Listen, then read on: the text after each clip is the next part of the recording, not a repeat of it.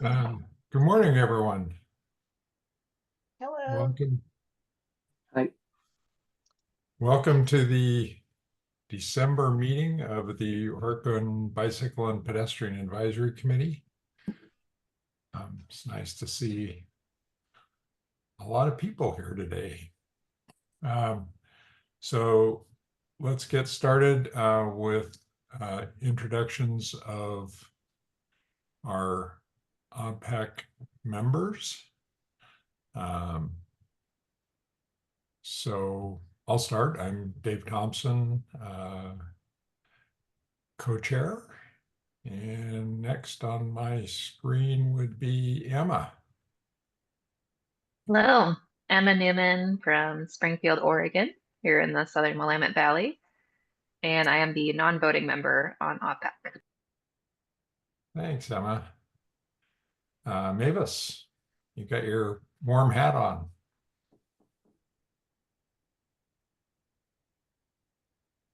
Hi, I'm Mavis Hartz. I'm in LeGrand, Oregon. And yes, I just got into my office and it's heating up. So it's still a little chilly. And yep, here we are. Thanks. Beth. Hi, everybody. Beth Young. I'm over here in Newport, and the weather is clear on the coast. And I am the OBPAC member representing local and planning interests, I guess. Thanks, Beth. Kathy. Hi there, Kathy Rigby here, also in Newport. Can you hear me okay? Speaker's been Yes. acting weird. Okay, I apologize for the voice. I believe I'm the member at large. Welcome. Nolan. Hi, everyone. I'm Nolan. I represent the under 21 position. And I'm really sick, so I'm going to turn my camera off for this meeting because I just don't want to be sneezing on everyone during it. So sorry. Hope you feel better soon, Nolan. Dell. Hi there. I just got on here. What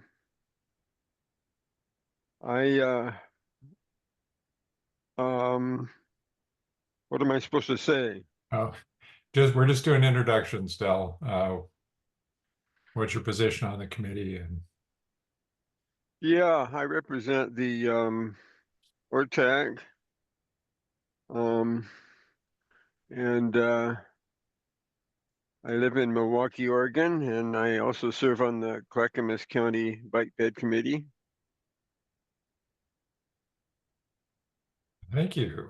Welcome. And Carrie. Hi, Terry Roberson, and I'm in Northeast Portland, and I am representing the built environment, supporting improvements to the built environment. Thank you. Welcome. Let's see, did I miss anyone on the committee? No, I guess I'll go to Ian. Good afternoon, everyone. Ian Davidson. I'm the Bicycle and Pedestrian Program Manager and one of the staff to OBPAC. Thanks, Ian. And I'm gonna, oops, I lost somebody here. Sorry, I'm flipping around, trying to see where everybody is on Zoom, and every once in a while it changes. Leanne, do you want to say hi real quick?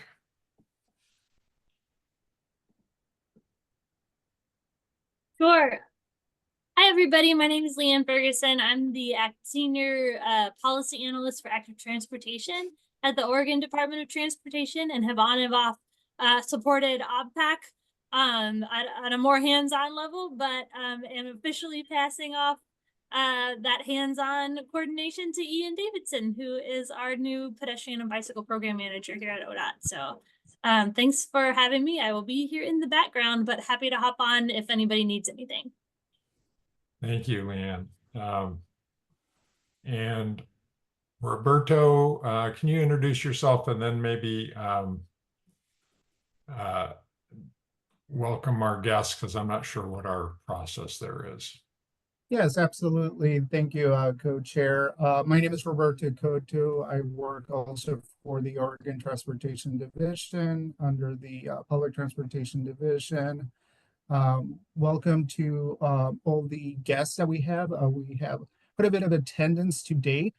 Just one thing that we notice, at least from previous meetings, is that to create more bandwidth, folks who are not ODOT members or advisory committee members, please turn off your cameras, and I will show you how to do that here in a minute. But we do ask for folks who are not addressing or a part of the advisory committee to turn off their cameras until public comment. The other thing is that if you are interested in providing public comment, please add that into the chat room. Just let us know in the chat room. Feel free to use that feature.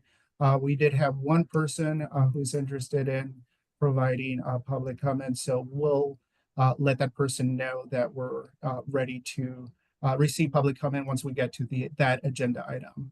But any other ODOT staff member who wishes to introduce themselves, please go ahead and add your name, your titles in the chat room so that we can get started with the meeting. I'll pass it back to you.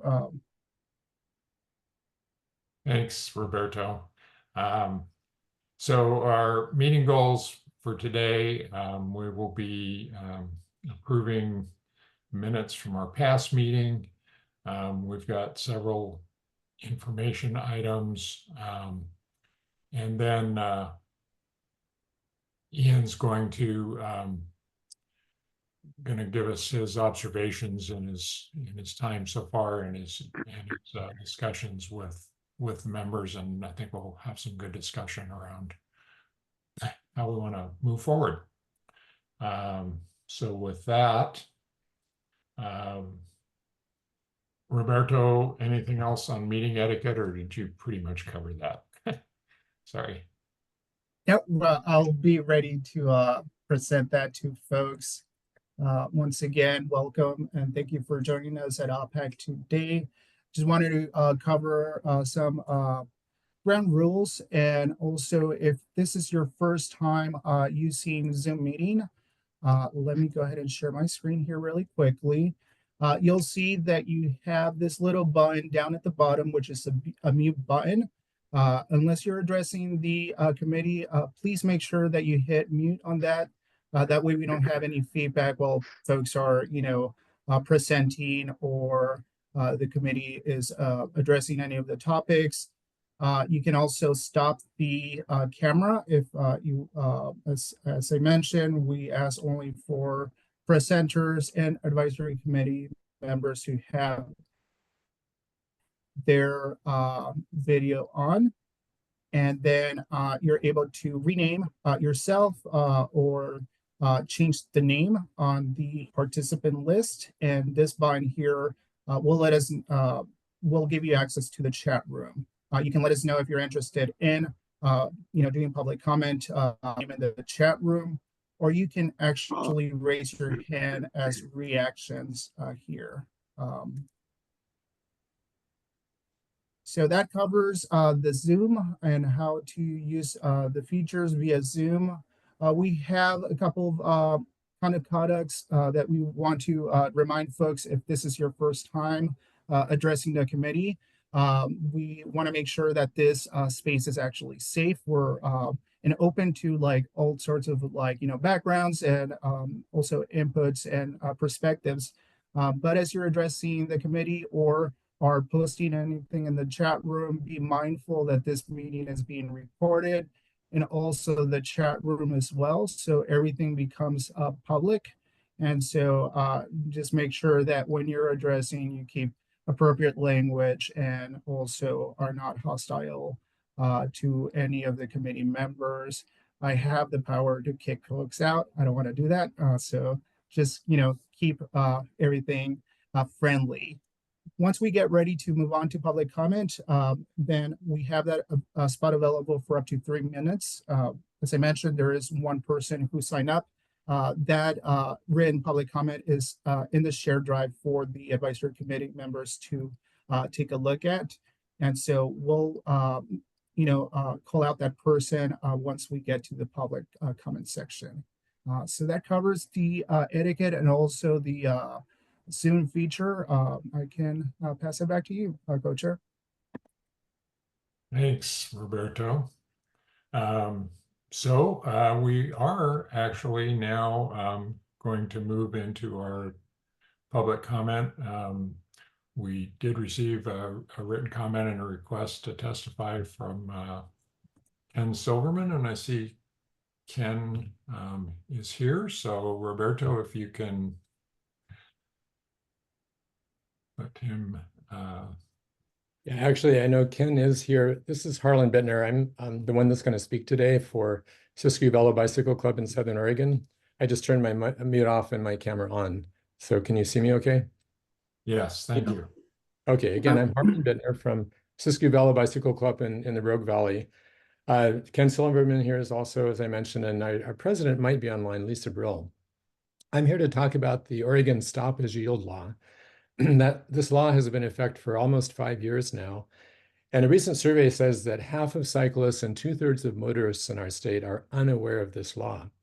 My story about this law is I was riding with 9 other riders. We were coming back from a long ride to Jacksonville. We encountered a motorist stopped at a 4-way stop intersection. We rode one by one, making sure the intersection was safe and turned right in front of him or beside him. As each of us went by, he yelled out his window, "You're breaking the law, you can't do that." And he got angrier as each one of the 10 of us rode by. The last cyclist stopped to educate the motorist. At first, that did not go well until a sheriff was called, and the sheriff actually came and set the motorist straight. I wish all things in life could turn out that well. Anyway, the survey I mentioned about how few people are aware of this law led to a study at Oregon State University that was published earlier this year to evaluate the impact of drivers and cyclists being aware of the law. 60 participants in that study drove either a bike or a car simulator to evaluate 16 different scenarios of cyclists and motorists coming together at a 4-way stop. And they evaluated them both before they were aware of the law and after they were aware of the law. The findings were, after being educated, motorists approached intersections at lower speed and more carefully. Cyclists behaved properly following the stop as yield law parameters, and they preferred, instead of stopping, riding on through the intersection, made the travel more comfortable and efficient. The lead researcher of that study also commented that an earlier research had indicated that drivers tend to be more aggressive towards cyclists when they think riders are breaking the law, validating my personal experience. I'll add here that I have my own personal mantra that drivers and cyclists should always behave predictably. When someone perceives unpredictable behavior, it can lead to not just confusion, but to all honest safety issues. Anyway, the researchers concluded that more education and outreach is necessary in order for motorists to be aware of and cyclists to be aware of the law. That's why we're here today, to ask for your help in recommending to ODOT that they mount an education campaign. And perhaps those from ODOT will hear this directly. We have a few ideas of what such a campaign could include. Possibly install small stop as yield signs below stop signs at selected intersections around the state. Update the Oregon Driver's Manual. Our understanding of the most recent edition even does not include this law. We'd like to see media announcements on TV, radio, and newspapers to make people aware of this law, and have a social media outreach campaign. I think many bike clubs such as us would be happy to take this on. ODOT publishes an excellent pamphlet on this law. We suggest they also create bumper stickers. We and other bike clubs would be happy to help distribute those throughout the state. Thank you for your time. If there are any questions, I'll be happy to entertain that. And please let us know how we can help make this happen. Thank you very much for your input. Those are really good points, and I certainly agree that education is a great way to improve everyone's actions on the road. Roberto, did we have any other requests for comment? None that I see on the chat room. We didn't receive anything else written. I will say the email that we received regarding the safety campaign has been shared internally within ODOT and will also be added to our website to advise with the Oregon law. So we can just open it up, I guess, for discussion with our committee members. Okay, thanks, Roberto. Beth, I see you have your hand up. Yeah, so, excuse me. Harlan, are you suggesting we send a letter of support, or what activity would you suggest we do? Well, I don't know quite how OBPAC works, but maybe that would be a good start to send a letter of support to the proper people at ODOT.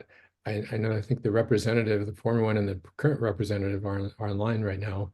Maybe they could be helpful in where in ODOT that could go. I know the OBPAC is an advisory committee to the state, so we thought going through the advisory committee would make sense to get your backing on this.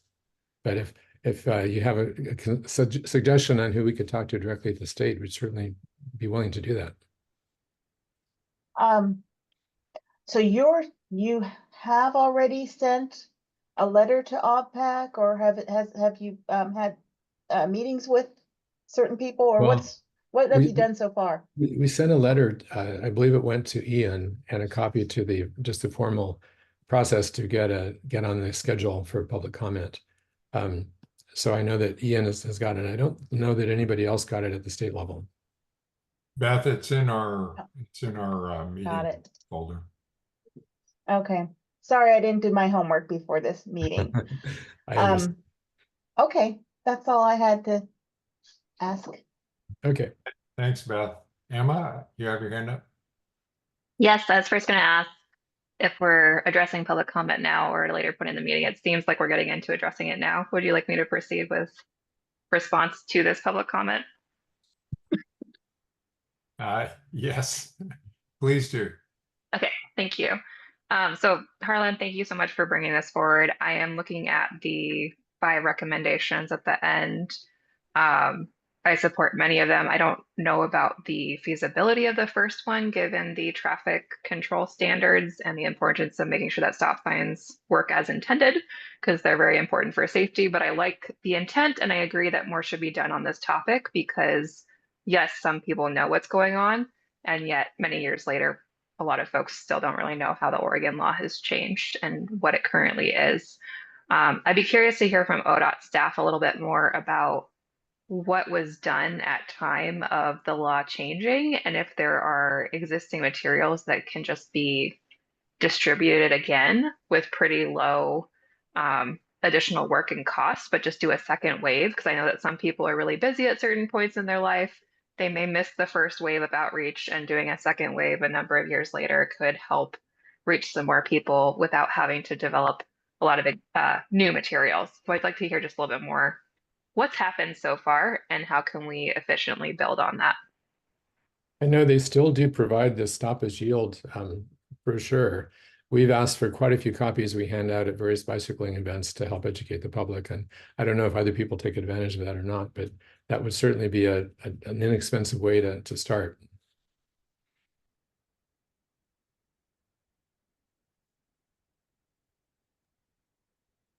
Dave, I'm not sure if you can see the whole screen, but it looks like Ian's hand is up, and I think he has a response.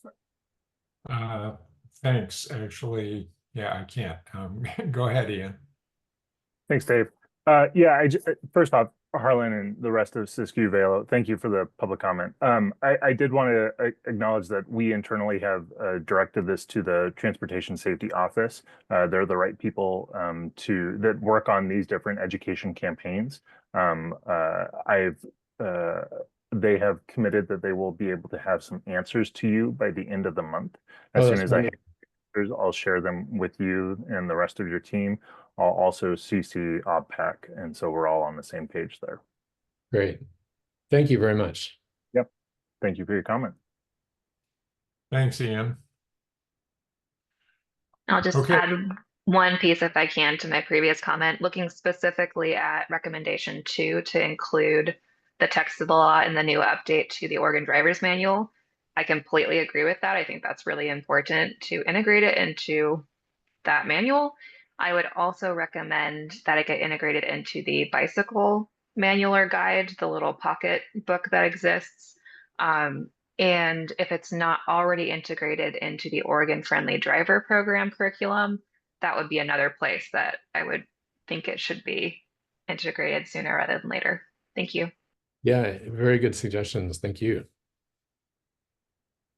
Thanks, Emma. Okay, if no one else has requested to give public comment, we will move along to approving our meeting minutes from last time. And so do I have a motion? Dave, I'll make a motion to approve meeting minutes from September 2024 with no changes. Thank you. I have a question about that. I was looking at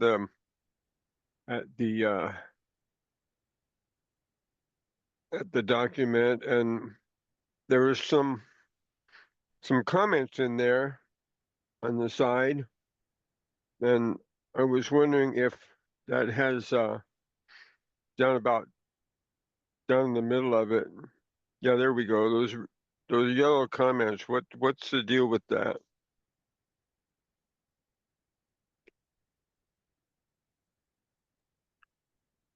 Yeah, Go back Dale, to page, so go thank back you to page for 3. acknowledging that. So those are when we set up the minutes, we have a formal review within our department. So staff actually confirm and review, and then we identify any action items out of it. So what you're seeing there are pretty much our notes as like what we're doing and taking care of.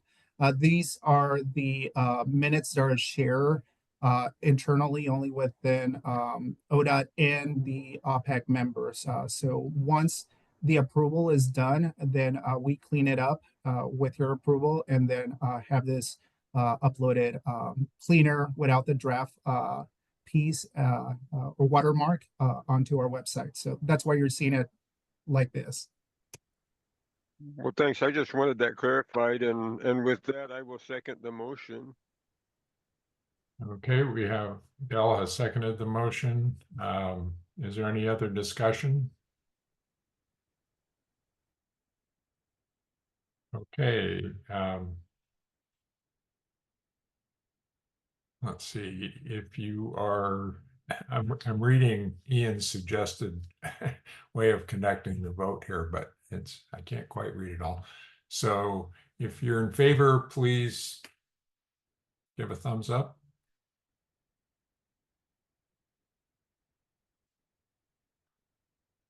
Right, and any opposed? Okay, that we have I'm abstaining. We have one abstention, and the vote is carried. Okay, moving along. When we had our pre-meeting discussion with the co-chairs and Ian and Leanne, I believe it was Leanne noted that some other advisory committees had been doing something where they asked their members take turns introducing themselves and giving a little more background information about their life and where their interest in the committee's work originated. And she thought it might be an interesting thing for OBPAC to do. So I volunteered to be the guinea pig since I was the only one there. So we're gonna try this out. I'm gonna take about 5 minutes and tell you a little bit about myself, and then like to get your feedback on whether you think this is something that's worth doing, and we'll see if someone wants to volunteer to try it next time. So, Roberto, can you go? Looks like you have the. Oh, so this first slide was actually put together by Roberto out of our discussion on what you might want to talk about in a presentation. And so this will be available if we move forward and somebody else wants to try this out, just to give you some ideas on what you might want to say. And so I'm just going to talk a little bit.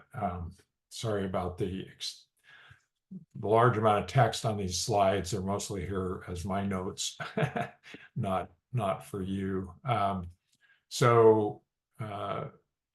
I spent my working life in information technology, which means my approach to things is typically pretty logical, which most of the time works well, and sometimes when I start out with a bad assumption, works really poorly. So, you know, when I'm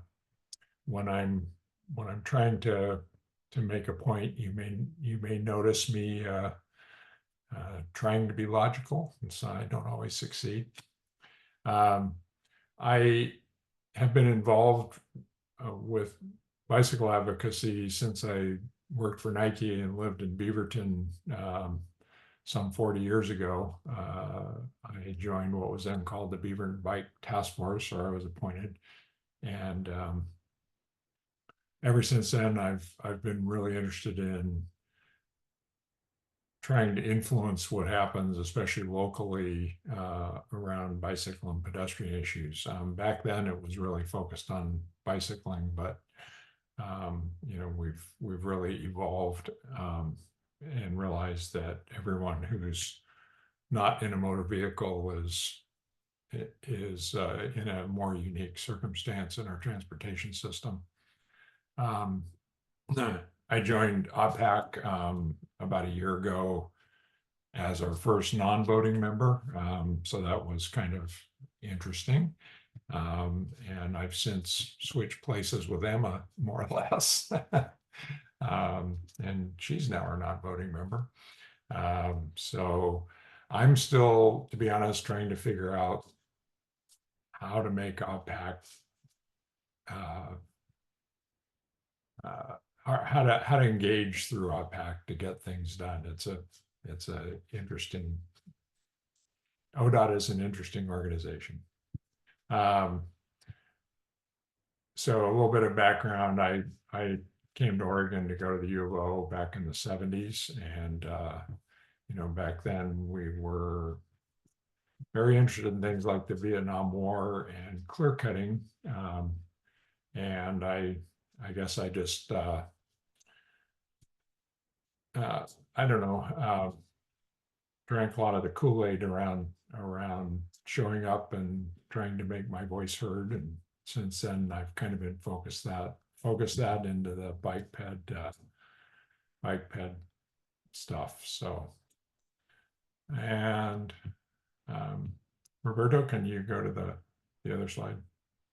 One of the questions that was on our template there was to name somebody that had a big impact on your advocacy. I met a guy named Rick Root, who was the city planner liaison to the Beaverton Bike Task Force on my first committee, and he really helped me understand how local politics works, how bike ped stuff gets funded or doesn't get funded, and you know how you can work over time to try and get things done. Just a really awesome guy. He left the city a couple years after that, and then I left Beaverton, and 25 years later I moved to Bend and showed up at a BPAC meeting And I'm looking across the table thinking, wow, that guy looks familiar. It was Rick. Turned out he'd moved to Bend and become their city planner, and was actually known when I Googled him for being one of the people who got the first roundabout built in Bend. So he was quite the character, and quite an impressive contributor to bike ped safety. And just to wrap up, recreation wise, I've been a recreational road rider forever, as well as a commuter. But I discovered mountain biking about 3 years ago in Bend. Actually, I was dragged out to try mountain biking by a friend, and to my surprise, I just really loved it. So despite the fact I have none of the qualities required to be a good mountain biker, I love to get out there and be out in the forest. So I'm looking forward to trying to find some ways to do that around Newport. So that's my take on this. Hopefully that helped you maybe understand where I'm coming from a little better, and be interested to know if other people think that this is useful and they'd like to try something. See, Emma's got her hand up. Oh, she's No, I'm giving you a round of applause, Dave.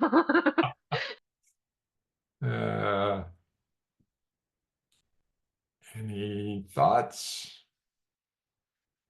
I'm having a hard time getting my hand to go up, so I'll just speak. That's great, Dave. I knew a little about you. I really appreciate learning the other stuff. I really would like to hear a similar thing from everybody, because I kind of assume that we're from similar backgrounds, but I know, for example, Kathy's not. And so in regards to bike ped, so I would love to hear mostly about the diversity between us.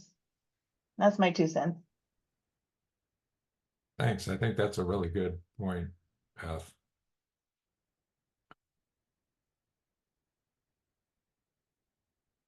Well, I don't know if everybody else is just afraid they might have to do this, and therefore they're not going to say anything. What I'd suggest is that if you would be interested in trying this out, we'll just take volunteers. You can email myself or Roberto and Ian and let us know you'd be interested. We'd be more than happy to help out with getting you set up with the slide template. Do we have to have slides? No. Can we just talk? I think you can just talk.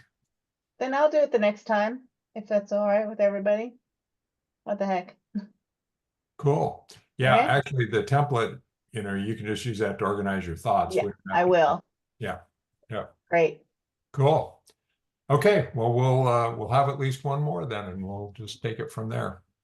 Thanks for Yeah, I'll listening. be happy to do it too. So Okay, cool. Now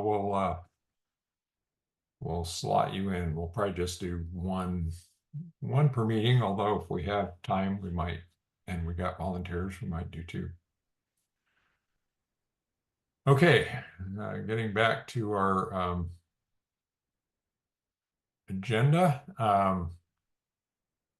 Next up, we have Division of Legislative Updates. Suzanne, Andrea, who's here? Hi, everyone. Andrea Durbin, the manager for policy and strategic investments within the Public Transportation Division. It's great to see you all here this afternoon. Thank you so much for joining. Yeah, I was going to give a couple of updates on staffing issues and also on the legislative session as we prepare for the legislative session to start in January. I'll start with the staffing issues. Wanted to just update you all that we have made a couple of recent hires within the Public Transportation Division. The position that's probably will have perhaps the most interface with OBPAC is our new climate specialist. We've hired Bobby Comiskey, who is an current ODOT employee from Region 4. She's just joining us. Actually, today is her first day. So we're very happy to have that position filled because, as you know, addressing equity, climate, and safety are key priorities for ODOT and for the Public Transportation Division. So this Bobby's position, the climate specialist position, will really help us focus in on how do we support our delivering on our carbon reductions, particularly focused at the beginning, especially on the transit sector and helping the transit sector transition to zero emission vehicles. So wanted to share that update. Also, we have a couple of other positions that are open for recruitment so that you know, not necessarily intersecting directly with bike and ped related issues, but important for you and the public to know about. One is a regional transit coordinator position that's working at a statewide level. Another is, and that's just recently posted, it's up until next week. Another is a program services manager position, which is our remaining manager role that's empty right now in within the Public Transportation Division. That one closes today, so that recruitment will start soon. And then our division administrator position is under recruitment right now as well. And so Suzanne Carlson has been serving in that role as interim and is expected to be applying for that position as well. So we will hopefully by early next year have these key management roles filled. So any questions about kind of staffing related issues before we move on to the legislative session? I have a question about what's Bobby's last name, first of all? Comiskey? K or C? C. Okay. C-U-M-M, yeah. And so she Andrea, do you have any idea how she might be interacting with us or how we can consult her for any question, or what do you foresee as potential interaction? Yeah, Beth, it's a very good question. I don't know yet. I mean, her first priority is really focusing on transit because that's right now when we're looking at kind of our intersection with climate issues, helping and supporting the transit operators to shift to zero emission vehicles is the clearest way, most direct way that we can do that. But I think once kind of we get that work underway and we feel that there's real progress there, I do want to explore and look at what are the intersections with active transportation and climate and where she can provide some support there. So it's more of a we'll figure that out in the future. We don't quite have that yet, but I appreciate the question. Thank you. Any other questions? Okay. Well, let's talk about the legislative session, which gets underway in mid-January. So as you all know, and you participated in the roadshow. The roadshow concluded in September, and the Joint Transportation Commission then shifted to work groups, and they set up 3 different work groups that have been meeting the last couple of months through the end of this year. One was on back to basics, maintenance and preservation. One was on public and active transportation, which of course is where we've been spending a lot of time. And then the other was on finishing 2017 priority commitments. The public and active transportation group had their what's intended to be their final meeting yesterday. So over the last few months, they've really heard from a lot of their community members and participants in that work group about kind of the needs and the opportunities for investment across issues from safe routes to school to Oregon community paths to bike and ped needs and safety related issues. So, and then also transit and rail issues in that group. So they've done a lot of just kind of scanning and hearing about the needs. And the group is now the legislative group is going to, and I think, as I understand, take that input. They're going to be sending out a survey to the work group members, I think, to provide some further guidance. And then we will see. The legislative session starts in January, and we will kind of wait to hear what happens in terms of the development of that package. It's not clear yet what the pathway is for that and the timing is for that. But with the legislative session starting, we will have a role in kind of continuing to advocate for our agency and supporting the governor's budget and the governor's agenda.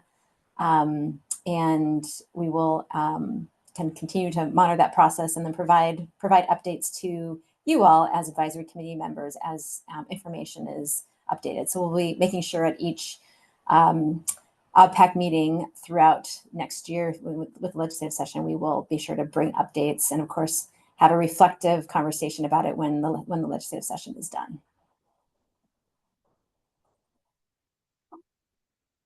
Any questions? I had a question regarding the governor's budget. So transportation isn't a priority issue as far as what I've started reading. It may be further down in the budget, but it's not one of those 3-4 key priority issues. But we keep hearing a lot of news about ODOT being underfunded and definitely understaffed. So how are you tackling that with the governor's proposed budget? And is there anything to be done about that? Or Yeah, anything we should watch for, I guess? Yeah, I appreciate the question, Kathy. So the governor's budget just was released early this week, and folks are still pouring through it to analyze it and what's in there. There is a request and support for $1.7 billion. So the transportation is requested in there, and she has made transportation related issues a priority. We're still kind of digesting and understanding what the specifics are behind that. So we ODOT will supporting the governor's budget and the budget as an agency, we are supporting the priorities that the governor is recommending to the legislature, and then the next step is the legislature will kind of take the governor's budget and then they will do their deliberations and develop their budget.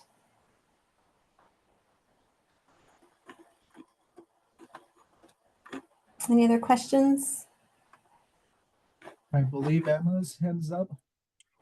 Yeah, thank you. Thanks for the update.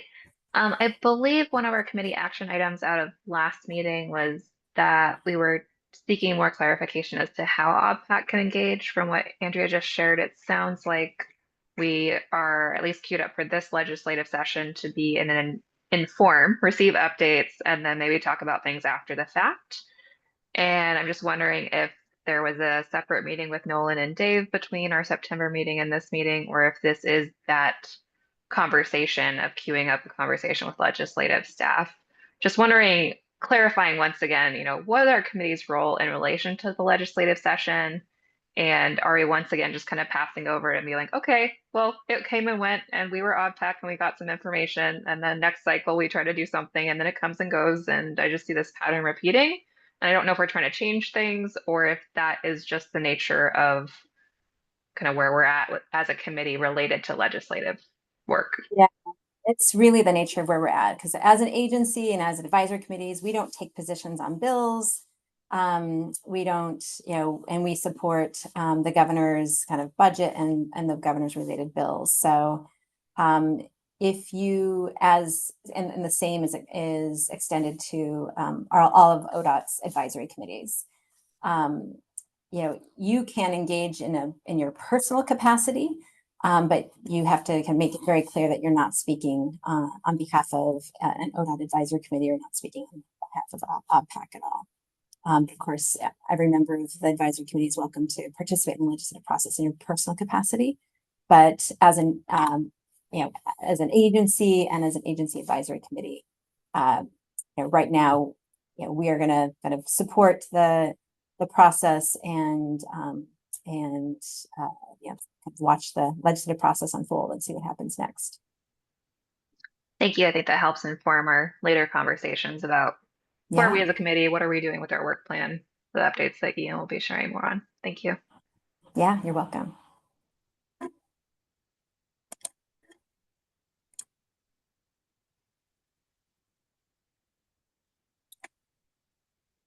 So anything else, Andrea? For me, I just want to pause for a minute. I do want to introduce everybody to Rem Nivens, who is our legislative liaison for the legislative session. I can't remember if we've introduced him yet to this committee or not. Rem, have you been introduced to OBPAC? No, I have not. Okay, great. Well, let me take a moment to introduce you all. Rem has joined us a couple of months ago. We're very happy to have him join us. He brings enormous amount of experience working on legislative related issues and government affairs, serving for previous governor and lots of state agencies. And he is working with us through the legislative session to help kind of coordinate, make sure that we are responding to legislative requests and providing the best information possible to inform the legislative process around issues across public transportation division priorities. So very excited to have him join us, and he's working closely with the government relations team of ODOT. And of course, the government relations team is the team that has the interface with the legislature directly. We're kind of behind the scenes providing support. Rem, is there anything else you want to add to the group?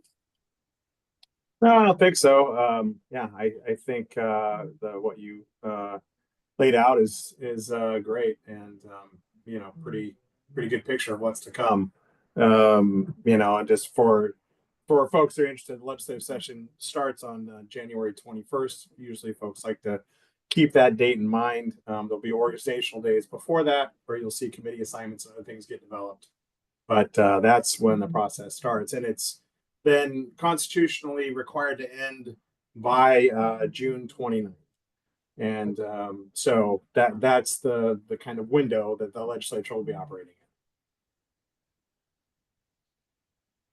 And that's about it. Everybody cross their fingers and toes, and hopefully we'll see a great legislative transportation package come out of the legislature this year.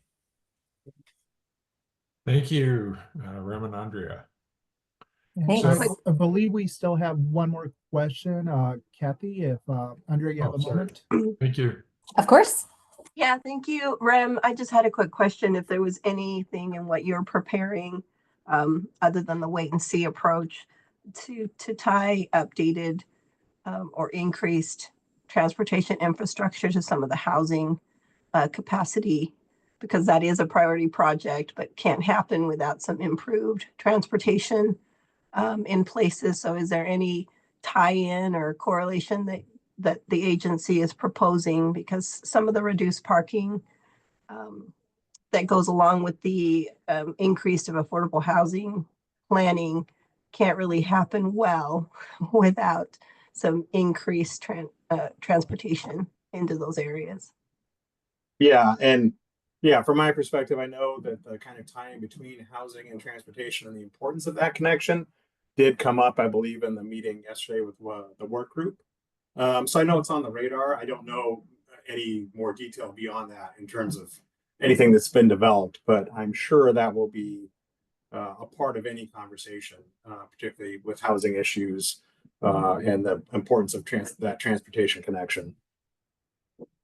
So Rem, this is Dave. I know that the ODOT has been working on preparing a library of briefings for legislators on topics, when I believe that that's a topic that may have been included in the list. I'm wondering if you could share with us, not right this second, but the link. I believe there's a public link to that library of briefings. Maybe we could pass that along to our members if they're interested in. Sure. Yeah, we can get that tracked down and make sure it gets out. Thank you. Okay, I don't see any other questions for Andrea, so thank you. Thank you, Andrea and Rem. Moving along, we're just a hair behind here. OBPAC business. We've got a couple of things here. First up is a report on the mobile chairs and area commission chairs meeting that we had in October in Salem. And I'm just going to give you a real brief overview here of what was discussed and what I heard. There was ODOT presented information on their strategic review that they have embarked on to improve the organization and its deliverables. One of the big topics that came out of that was either replacing or adding a 10-year rolling investment strategy instead of just having the STIP process happen every 2 years. It was felt that we need a better way of having a long-term vision of where we're trying to get to. Projects don't always get done in the 2 years. Witness some of the ones left hanging from 2 legislative sessions ago at this point. So they're currently working on the approach for that. They're planning on getting the first investment strategy plan out mid 2025 to 2026. A second item out of that strategic review was reviewing the advisory committees. There was concerns that advisory committees had inconsistent support and engagement, which led to unclear roles and responsibilities and weak community and partner involvement. So they're currently putting together a set of templates on that would be adopted, as I understand it, for each advisory committee, including us, to kind of standardize things and try and solve some of these issues. It is interesting that we're one of the few advisory committees whose overall structure is defined in statute. So it's not like ODOT can just change it, but they can certainly change a lot of the ways that we work. So it'll be interesting to see what comes out of that. They expect to begin implementing those recommendations in January. So we may have some information at our next meeting.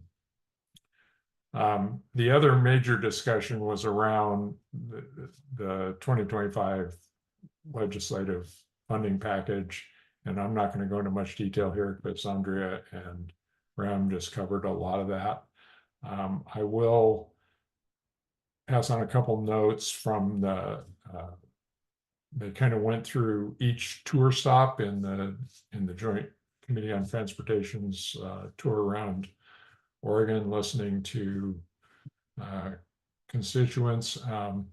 And what I took out of that is that at pretty much every stop, they heard the safety is a top priority, equitable access is important, ODOT needs to diversify their revenue and increase public awareness of the costs of the transportation system versus the revenue. I also noted that they're more urbanized stops, Portland, Bend, the larger cities around Oregon.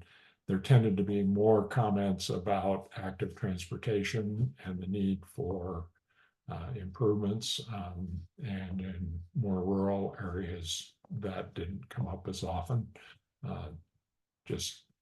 I think reasons are fairly obvious, but I thought it was interesting. Rim already kind of covered the schedule, so I'm not going to say anything about that here. So that's what I heard there. It was an interesting meeting. They did ask, they were looking for input, but it was more of a readout was the way I took it than a trying to engage the chairs to provide input. Not that we didn't get to provide input, but wasn't the primary point. Okay, so the next item, any questions? No, see any. Okay. Next item is report outs from our members who are serving on other committees. Mavis, anything on safe routes to school? I do have a report, but I actually had a question. My question is with the homogenizing of all the um, different groups, is that kind of what we're asking for with the MAC, or is this like oh no, we have too many? I mean, what was your feeling on that? I I didn't hear anything that there are too many advisory committees. I mean, really what I heard was they didn't feel that advisory committees overall were as effective as they thought they would like them to be. I guess that's the best I can answer that. I mean, it was pretty high level, high level presentation. So are they looking at making them more effective, or are they looking at making sure that everybody's voice is being heard? Because that's where I fear that we are not being heard because we aren't making it to all the tables because we are a small group. I couldn't answer that. I would say I would say those two are kind of, I mean, they want to make they being ODOT wants to make sure they are hearing from everyone. And so I think that's part of it. They're concerned that some of the committees aren't working well enough to do that, I guess. But as far as the second part of your question, I really don't know. I think we're just gonna have to wait and see what this looks like. I'm new to all this, but it's seeming a lot just from what I'm hearing and from just the couple of meetings I've had, that the committees are set up to not have an impact. They're set up to not have an outcome, to just be listening boards to read out.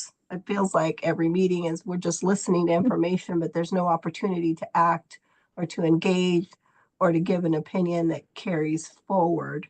So I'm starting to get that perception immediately, and I'm wondering if other committees aren't feeling the same way, because if there's no avenue, if there's no process provided to actually be effectual, ODOT or the governor or anyone really can't say that we're not hearing enough, because I think there's no lack of wanting to give input or to take action that has an impact. But it's really coming across as that's not what's needed. We just need you to hear what's happening. I certainly understand that feeling, Kathy, and I do believe that Ian's going to talk some about that in his segment. So Yeah. hold that thought, and I think we're going to have some discussion about that. Wonderful. Okay, so Safe Routes to School, we got together. It was a very highly effective meeting, and we came up with several different options. We voted on an option that made a lot of people get some money for some Safe Routes to School goodness, and hopefully those will be moving forward, and the OTC will be voting on that next time they get together. Once again, way more awesome projects than we had money, and some people got the shaft, not because their projects weren't wonderful, but because we only had so much money. So there we go. Thank you. That's the sad part. Dell, anything, has there been anything from the recreational trails? Actually, not from recreational trails, but there is some movement in the Scenic Bikeways Committee right now.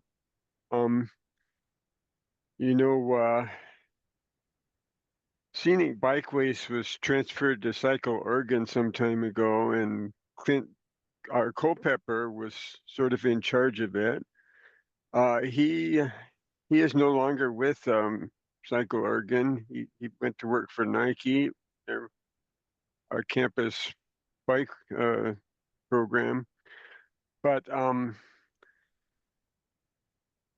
Scenic Bikeways has not had a new route for many years, and the Afterhide Scenic Bikeway has been on the back burner for what, 5 or 6 years now. And it's ready for action. There's been some hearings on it, and anyway, to just within the last few days, we've scheduled a Zoom meeting for the Scenic Bikeways Committee, and it's going to be Monday, December 16. So I think if any of you wanted to join that, you could probably get in on it. So Steve Schultz from Cycle Oregon will be the meeting host. And as far as I know, the main and only topic of discussion will be the After Hyde scenic bike route. Well, that's good news that the Scenic Bikeways is moving forward. Yes. Okay, thanks, Del. And then we have the Universal Accessibility Advisory Committee. Carrie, any updates there? And I believe is Kathy, who is Oh, sorry. potentially being who will be participating in that meeting. My bad. Kathy, go ahead. Yeah, so I had an introductory meeting, so just to get to know the members of the committee, the 4 central members, and for them to get to know me. I've sent a bunch of information I'm still digesting and going through, but really, it was an informative meeting. The name of the committee is impactful. So a lot of thought went behind creating that committee and how it affects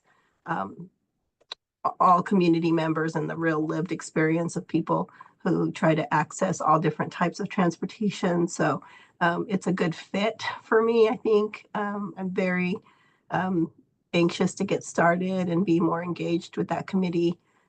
So more to come, but at this point, I've just been introduced to the crew and looking forward to learning more.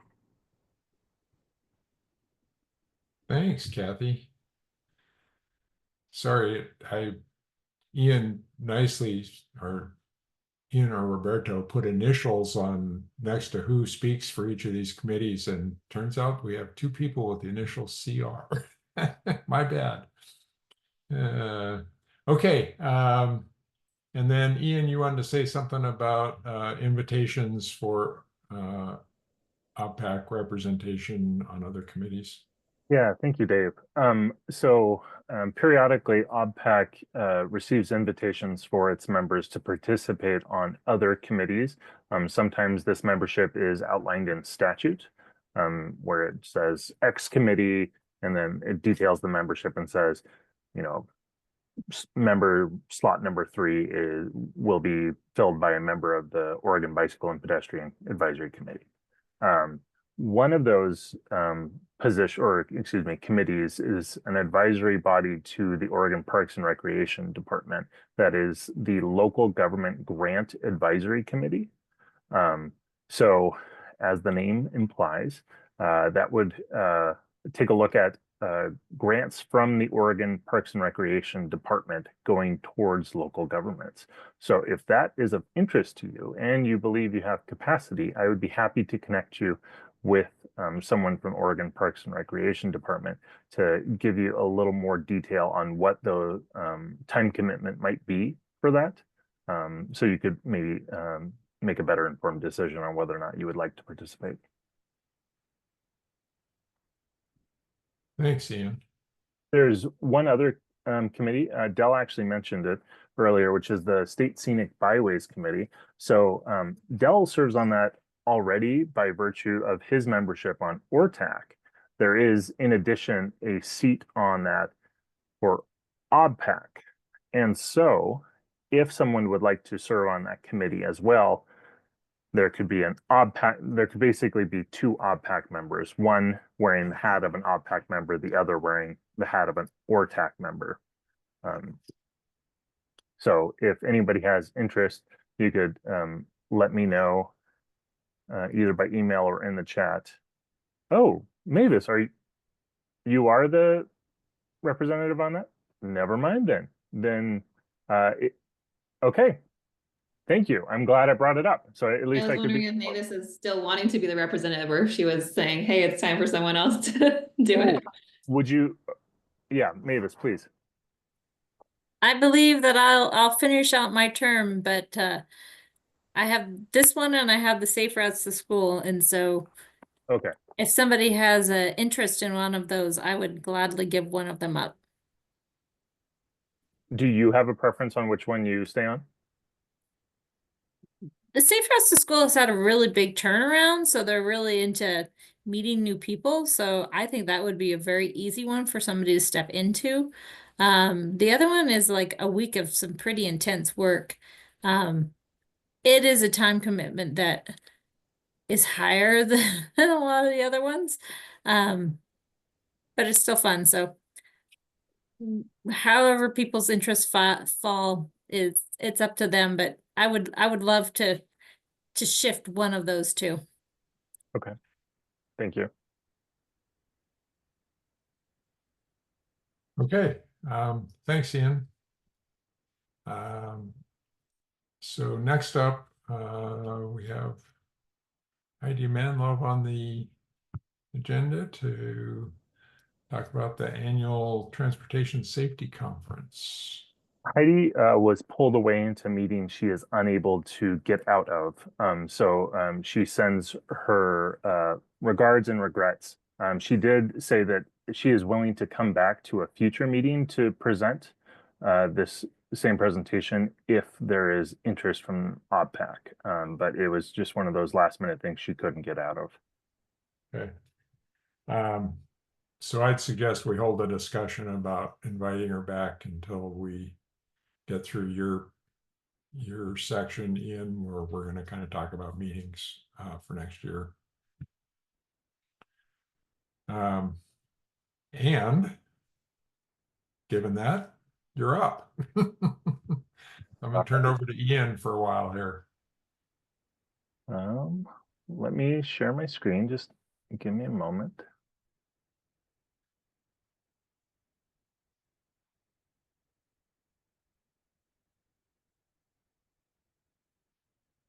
All right. Can everyone see my screen? Yes, we can. All right.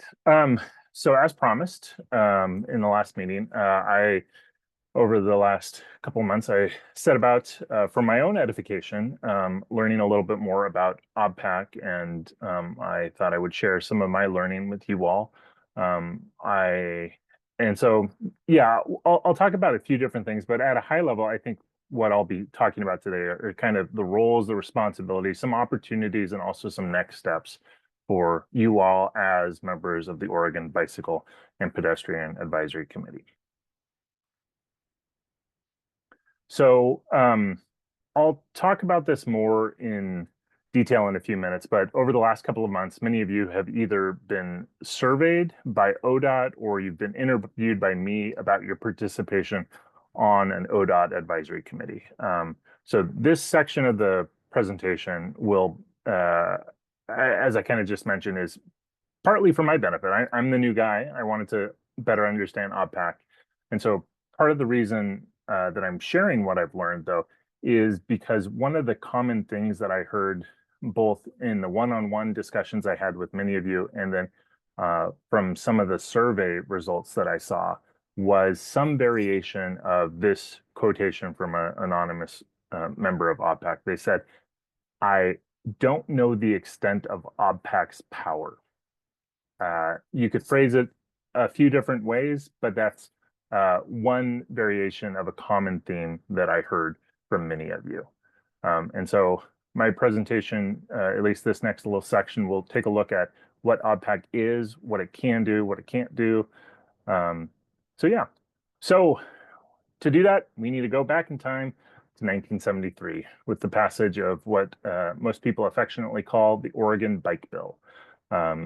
You can find this in Oregon Revised Statute 366.112. I won't read through everything here, but this statute created what we now call OBPAC.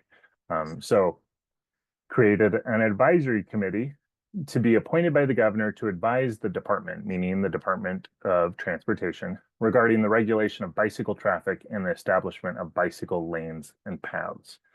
So I'll just note here that there's no mention of pedestrian here. There's no mention of walking or anything like that. That changes later. So the enabling statute continues on, mentions that you all are appointed, if you're appointed by the governor, to serve a term of 4 years.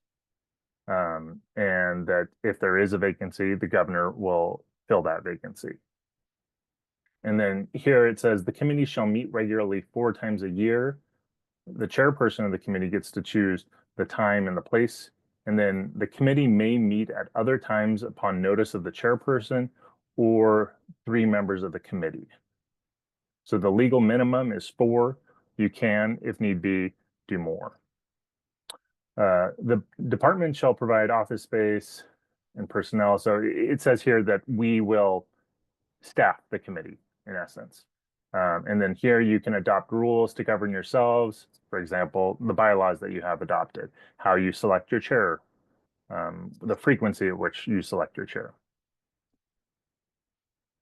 Now, in 1995, the Oregon Transportation Commission, which is the governing body of the Oregon Department of Transportation, they officially recognized something that was kind of informally the case, which was that the Oregon Bicycle Advisory Committee was also the Oregon Bicycle and Pedestrian Advisory Committee. So that in 1995, that became formalized through the Oregon Transportation Commission. And so it then became OBPAC. So that's kind of a glimpse into the history of OBPAC, where OBPAC sits legally, both coming from legislation and also from the Oregon Transportation Commission. This next slide that I'll cover here is an overview of what I think are OBPAC's core responsibilities based on my study of both statute as well as some of that historical study that I've done.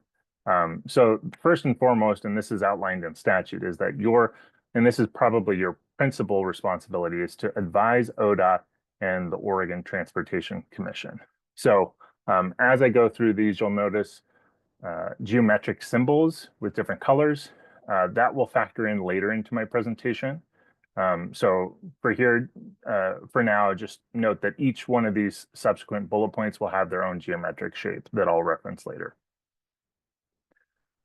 And I'll note before I proceed that when I say OBPAC's core responsibilities, I'm speaking of you all collectively. You as individuals may, in your own capacities, go far beyond this scope. Some of the items that you all expressed to me, either individually or through the survey, fall outside of the scope of what I would consider the core responsibilities of OBPAC. Now, that's, to be clear, that is not a judgment call on whether or not those are worthwhile endeavors. That's simply an acknowledgement that the work of OBPAC is pretty narrow and focused. So individually, you all are not limited by that, but collectively, as the OBPAC, there is some limitations placed on you. So next up is to recommend funding priorities for PED bike funding programs. So when there is money allocated to the PED bike program, you can indicate, say, okay, we want to prioritize, as I've heard in the past, we want to prioritize connections as bridges. We want to prioritize bridges, or we want to prioritize high crash corridors, or we want to prioritize the priority corridors that have been adopted through the key performance measures. So you can, that's a pretty significant and influential power that you all have. Next here is recommend funding awards. This one is particularly in the short term, is very substantive because you are allocating dollars that will result in shovels in the ground, substantive impacts in communities across the state. Here in March, you will make some of those recommendations that will have impacts later this year. And then lastly is to inform the development of updates to the Oregon Bicycle and Pedestrian Plan, which I've got it across the room. I was going to hold it up and wave. But that is a document that is in need of update. And so that is kind of the roadmap for how ODOT thinks about and works on bicycle and pedestrian infrastructure within all of its right of way. And so your collective wisdom can be used to inform the development of what that update looks like. So that's includes some significant influence there. So I'll pause there to see if there's any questions. This is what I think OBPAC's core responsibilities are. When I look at the statutes, kind of the history of what OTC, the Oregon Transportation Commission, has given, what authority they've given you. So I'm just checking the chat and I'm not seeing any questions there. Okay. So here's what I'll call a high-level summary and distillation of some of the feedback that I've heard from many of you. So in our last meeting, I said that I wanted to extend invitations to y'all to meet with you as part of my orientation as the new bicycle and pedestrian program manager. Of the 9 of you, I was able to connect with 5 of you virtually to talk. And during those meetings, I sought your feedback on OBPAC. They were pretty wide-ranging conversations. Additionally, it was either a month, maybe 2 months ago, ODOT sent out a survey to all advisory committee members that touched on a variety of issues. And so the survey was anonymous. So I don't know which of you all participated. I do know, however, that 4 OBPAC members did participate. And so I met with 5 of you one-on-one, and then there were 4 of you that participated in the survey. They might have been the same group, unclear. But those are the data points that I'm working off of. And so these next few slides, they're what I'll call a high-level summary of my takeaways from both my one-on-one discussions as well as the survey findings. And so I will, I'm deliberately and consciously not attributing any comments to specific members. And I'm going to do my best to highlight commonalities, but this is by no means intended to be exhaustive or to represent everyone's feelings on every issue. And so I would welcome additions and discussion from the OBPAC membership. If you all would like to chime in as I go along, that'd be fine by me. If you'd all like to do that at the end, also fine by me. So in the one-on-one conversations and for the survey, I looked for a few different things. The first was kind of your hopes and your goals for the committee, trying to better understand why are you taking time out of your busy lives to serve as a volunteer on an advisory committee to a state agency? What are you hoping to get out of it? I also wanted to better understand ways to improve the committee. So for some of you, you've been serving on this committee for quite a while. Others of you, you're new and you have observations as the new person. And then to touch on the meeting frequency.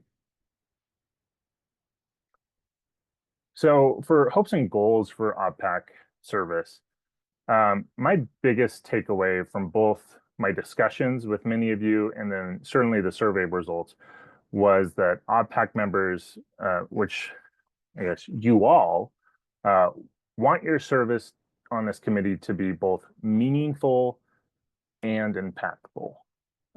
Those might not be the exact words that you used or would use, but I think some variation of that is what I heard over and over and over again, that you're choosing to spend your time in this way, but you want to make sure that it is meaningful and impactful. You also, I heard, want to systematically remove barriers and friction points slowing or preventing the construction of active transportation infrastructure. Another suggestion I heard from a couple of you was a suggestion to send information in between meetings to support continuity of committee work. I'll come back to that in just a second, but want to put a pin in that. I also asked for suggestions on ways to improve OBPAC. It sounds like we need to do a better job of onboarding new members. So that's something that I know that we as staff will look to improve. There was also a noted tension between education and impact. Some of it was mentioned earlier in the meeting today of how there is a perception that ODOT just wants to educate the OBPAC, but the impact, where OBPAC can make an impact is less clear. And so when one of the suggestions brought up was to send information in between meetings to support continuity of committee work, I was able to connect that with other comments that I heard, which was to balance the education with impact. And so if the agendas could be more focused on impact with still education, but with having more education focused in between meetings. So I don't know if those are documents sent in between as reading materials. That was a suggestion that was novel to me. So I wanted to gauge your all's reaction to that, if that's something you all would be interested in. Okay, I saw one thumbs up.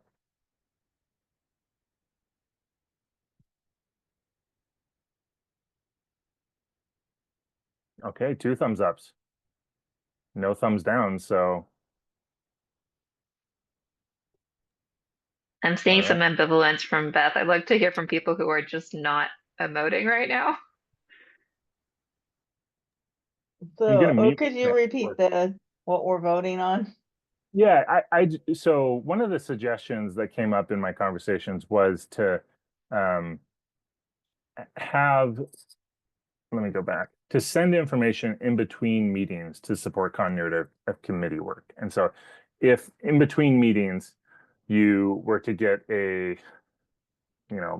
read this section of the Oregon Bicycle and Pedestrian Plan, and as like preparation reading for the next meeting, or take a look at,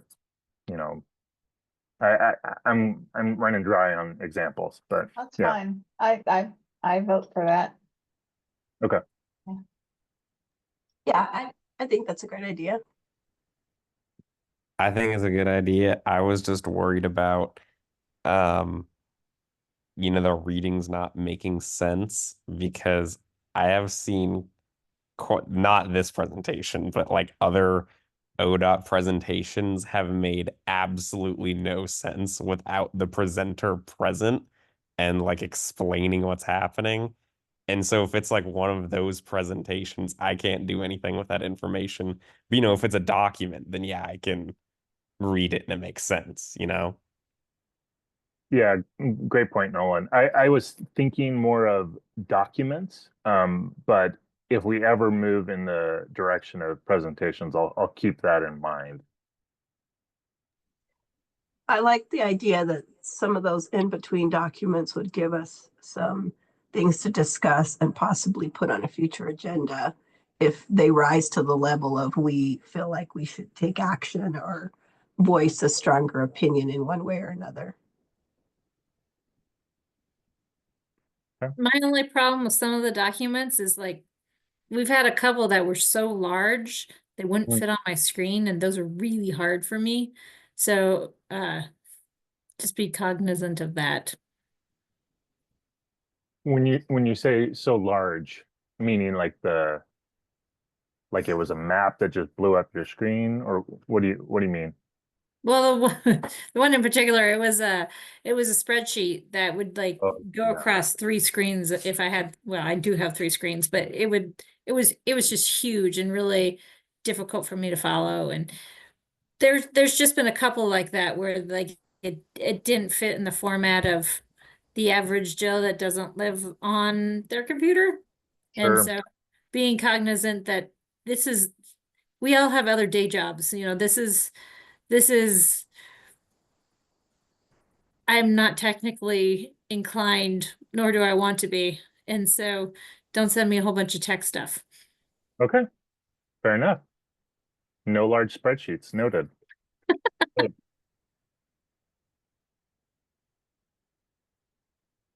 Dave? Oh, sorry. Yeah, I just wanted to, I guess more of a comment than a question around, yeah, I think we could potentially accomplish a lot between meetings, but we're legally hamstrung by the public meeting law, right? So we can send stuff out to people, but we can't engage in a conversation about it as a group, um, except in a meeting, which you know is just a fact of life. But it for people that haven't been involved in public committees before, it seems like, well, why don't we just start, you know, chatting about this and figuring out what we should do in the next meeting, and it's harder than it sounds. Yeah, Dave, thank you for making that explicit. Yes. So this would probably take the form of one-way communication, where I mean, I'm essentially giving you homework, and evidently you all seem okay with me giving you homework. And then, though that being said, if you had thoughts or questions, you could reach out to me as staff to the committee, and I would be happy to engage with you all individually. But you could not, you know, for example, email the whole committee back with your thoughts. I think that's where I mentioned that we could bring it up as a discussion item to formally put it on an agenda if we thought it rose to a level that everyone should engage on, or everyone should take some action towards. So we can just receive it offline, one-way communication, and then bring it up as discussion to put on a future agenda that can be formally addressed and actioned. Yeah. Good suggestion.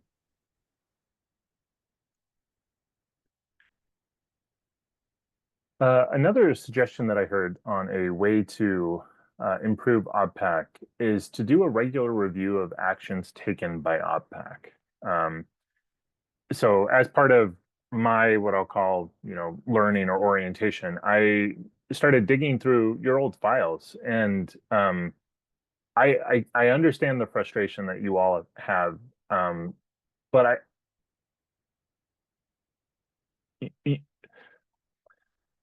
I don't want this to come across the wrong way, but you all do more than I'm afraid that you think you do.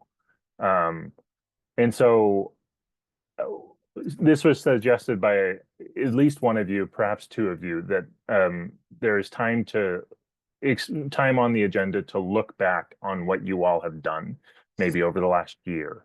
And that there's a living place within the Google Drive, for example, of letters to ODOT leadership or the Oregon Transportation Commission that you have submitted in the past. If we don't have that already, we'll make sure that that's created. But that was a suggestion that I thought was well made. Another way to improve OBPAC that was identified was to have presentations from ODOT staff when they do occur, that they should identify not only the successes, but also the challenges. Sometimes those challenges might be actionable. Sometimes they're, you know, more systemic. I'll give one example. So right now, the ODOT transportation needs inventory says that our current rate of investment in bicycle and pedestrian infrastructure, it'll take us 150 years to build out ODOT's bike and ped network. So to put that in maybe a more human scale, not only will I be dead, but my children will be dead by then. And so that is not something that you all as members of OBPAC could change. That is something that the legislature, as the holders of the purse strings, can change.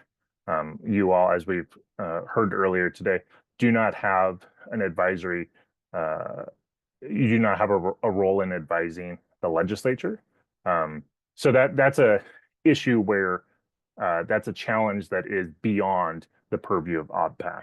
However, there are perhaps challenges that could be addressed to make every dollar that is allocated go further. So that's something that OBPAC could look into. So I do want to note that there is, and there will likely continue to be, frustration around some of those deep-seated systemic and structural issues. And OBPAC, rightly or wrongly, does not have the influence that I know that some of you would hope to have there.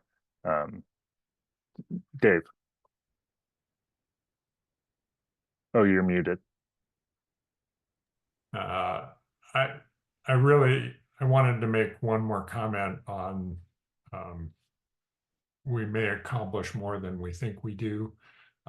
Coming from my role on the Deschutes County Bike Ped Advisory Committee, I always felt that one of our largest accomplishments was getting people who already care about active transportation to hear more from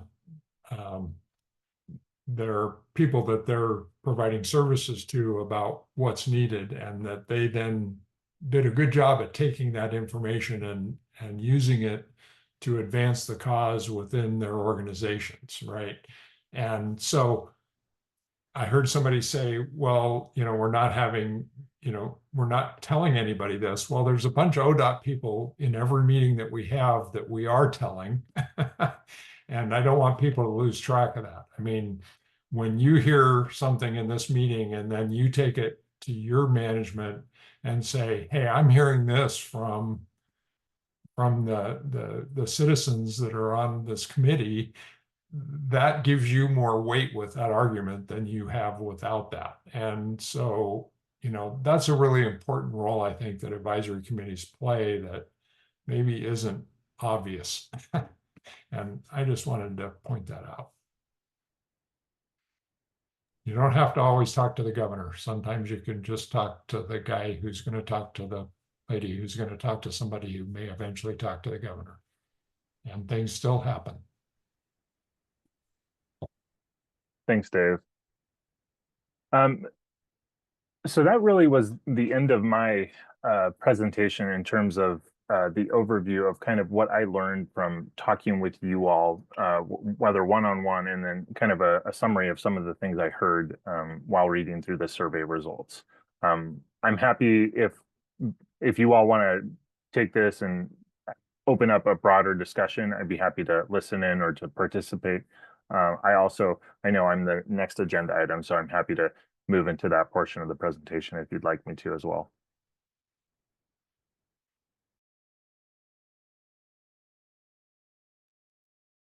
Hello, can you hear me?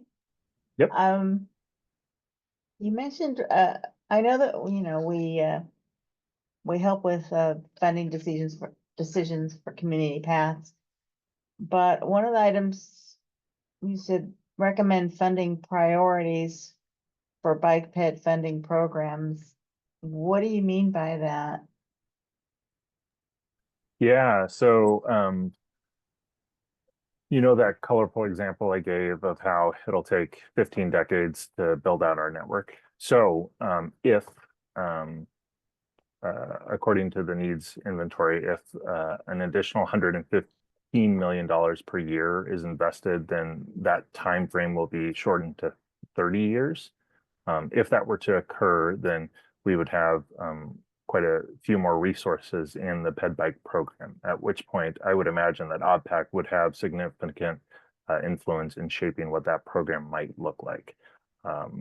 Obviously, none of us on this call have any influence in that decision right now, but in July, perhaps once the legislature has adjourned, we may be in a situation where we could have that conversation. Great, thank you.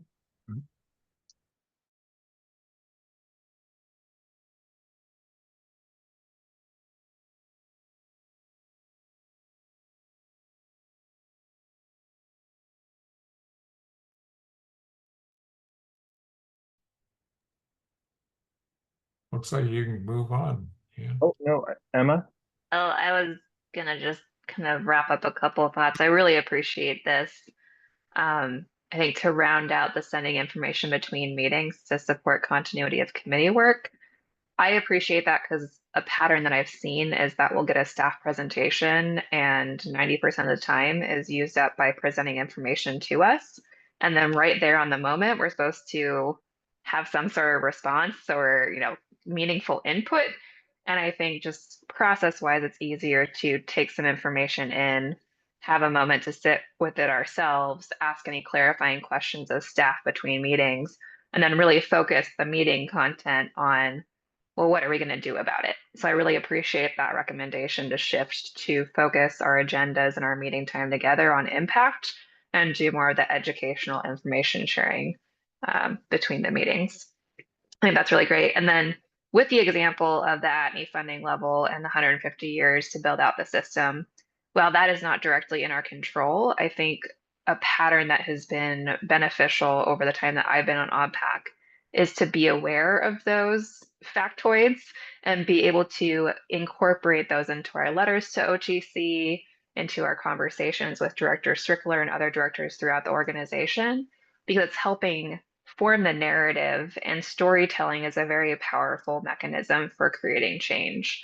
So I just want to note that while that's not direct, there are ways that we can tell stories and be part of the walking and biking narrative across our state that can start to shift things more systematically over time.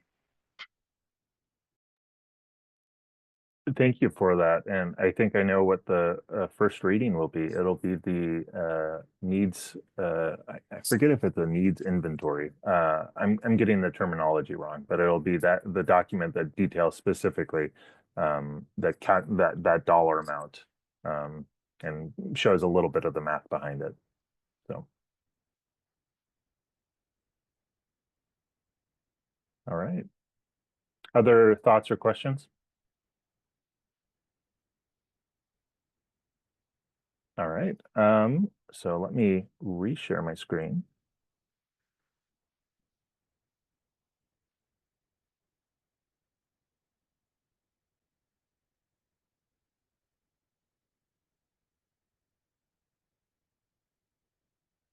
All right, so we just finished talking about the OBPAC's core responsibilities. And so as you all may recall, I used some geographic shapes to kind of identify those different core responsibilities. I also talked about what I heard from you all, both from the feedback one-on-one and from the surveys on ways to improve OBPAC. And so I took all of that information and then I did my best to synthesize that into what I am proposing to be your 2025 meeting schedule for OBPAC. So now I will go through each of these items block by block, but before I do that, I'd like to orient everyone to the legend here at the bottom. So these shapes, hopefully they look familiar.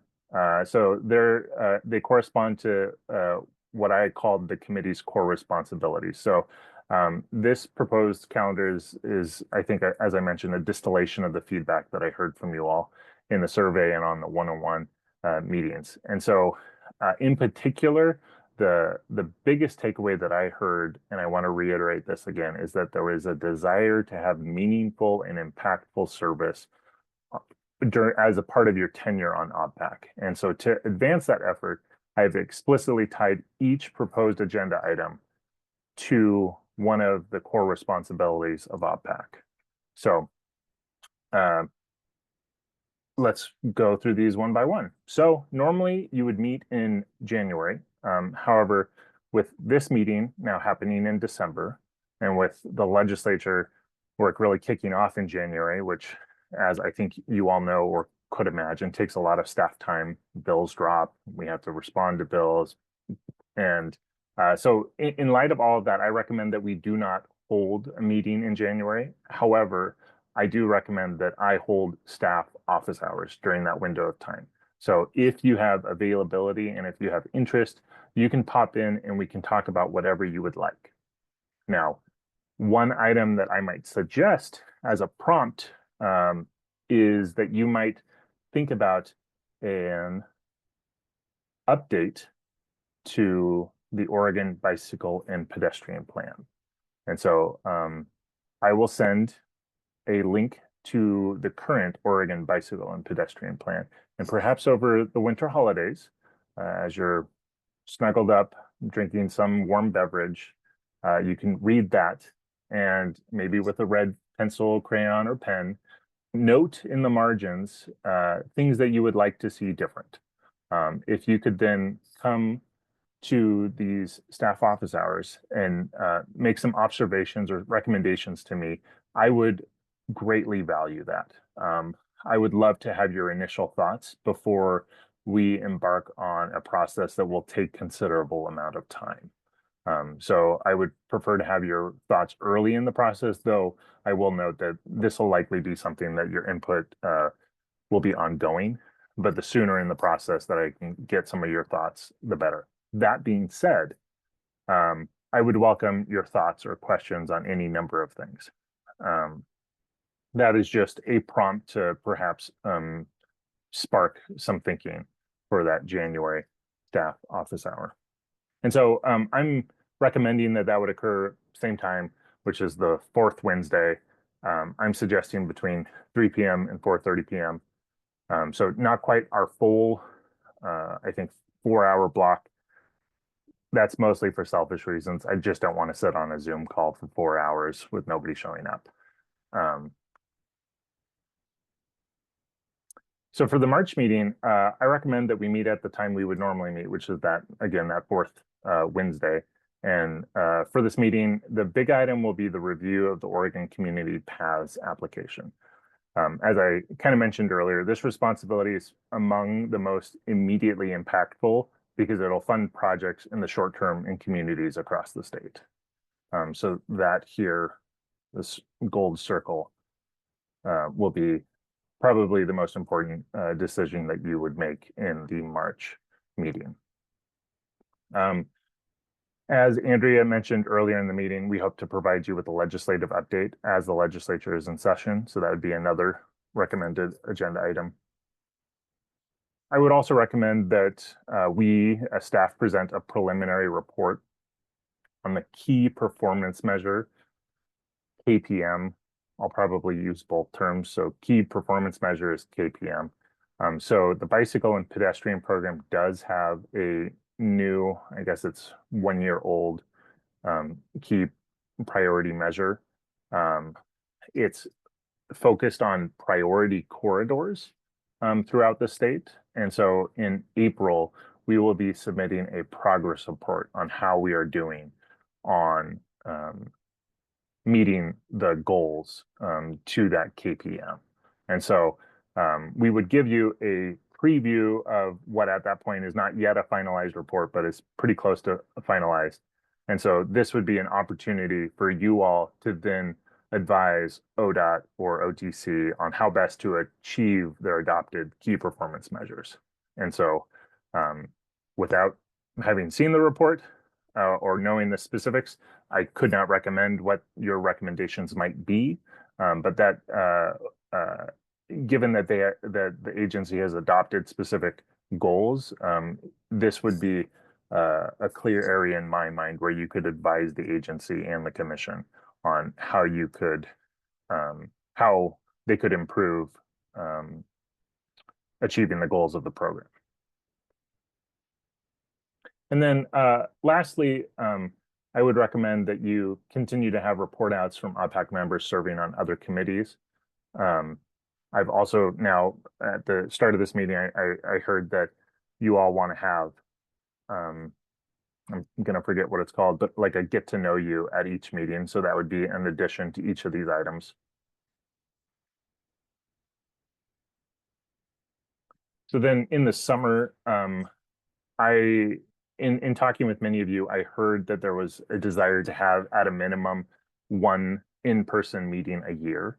I recommend that occur in the summer. The reason I'm being vague about the timing is because I recommend that coincide with the Oregon Active Transportation Summit. The date and time and location have not yet been determined. I've heard whispers that it might be in Portland or in Salem. That doesn't exactly narrow things down too much. And I certainly don't know the month that'll happen in. So once I know that they're in the early planning stages of that. So once I have more specifics on location and date, I can update you all on that. But I think that there might be some synergies by putting them next to each other. So if you all have interest in attending the Oregon Active Transportation Summit, you could do that and then attend the our meeting of the Oregon Bicycle and Pedestrian Advisory Committee. Now, during that meeting, like other in-person meetings in the past, I would recommend that you visit some infrastructure. This one, I think, would hit multiple pieces here. Certainly, it would inform your advice to ODOT and OTC, because you would see probably the good, bad, and the ugly over the course of a tour like that. It would probably inform some of your thinking on the Oregon Bicycle and Pedestrian Plan for similar reasons. If and when, Beth, to your point, if and when you have an opportunity to weigh in on funding priorities for future programs, it could also inform some of that. And then I'm assuming that the Oregon Active Transportation Summit will happen after the legislative session has concluded, at which point there would be a legislative retrospective. And then again, report outs from OBPAC members serving on other committees also. And there could be additional informal things that you all could do that would coincide with the Oregon Active Transportation Summit that would not necessarily have to be part of the public meeting that is the OBPAC meeting. For the fall, I would recommend that this meeting occur likely in October. The reasons for that is that I will be out of the office for most of September. And so that being said, I will work with the co-chairs to find a time that works well. I think some of that is also dependent on when the summer meeting will happen. So for example, if the summer meeting is happening in August, it probably doesn't make sense to have a September meeting, for example. Probably makes more sense to do October. So here, a big agenda item will be leadership elections. So Emma, please. Yeah, I was looking at that specific item, and our bylaws say that the officers of the committee shall be 2 co-chairs who shall be elected by the committee and shall hold office for a period of 1 year beginning July 1. So I was wondering about shifting the OBPAC leadership election to the summer meeting so that our leadership can be in place for fall. Works for me. Thank you for catching that.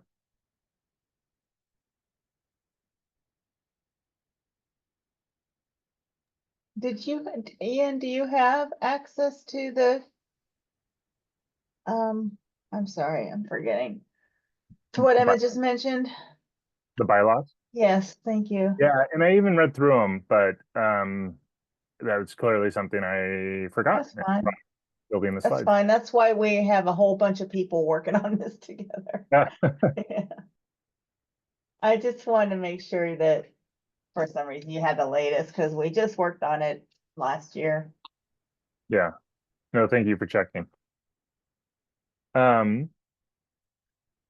So this next item is OBPAC would advise implementation on new legislation, if applicable.